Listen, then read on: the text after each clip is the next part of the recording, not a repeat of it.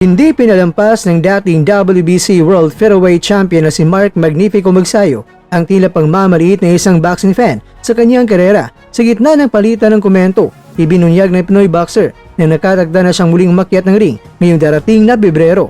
Nagsimula ang tensyon ng mag-iwan ng komento ng isang fan na kunestyon ang direksyon ng karera ni Magsayo sa ilalim ng Manny Pacquiao promotion. Ayon sa netizen, may makakalaban ka na ba, idol? O panay training ka pa rin nang walang pinatutunguhan? Sayang oras mo dyan sa Manny Pacquiao promotion. Pag may laban ka naman, sa magtataho ka itinatapat.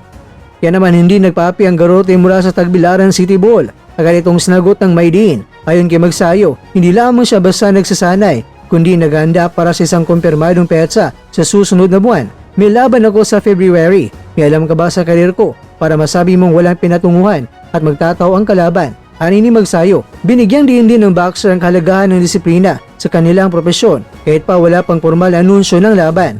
At bakit kung nagtutraining palagi? Ito trabaho namin kaya magte-training kami kahit walang laban. Ganon ang boxer na may disiplina, nagdag pa ni Magsayo. Bagamat wala pang pangalan ng kalaban o opisyal ng venue na binanggit, ang kumpirmasyong ito mula mismo kay Magsayo ay nagbigay ng excitement sa kanyang tunay na taga-suporta.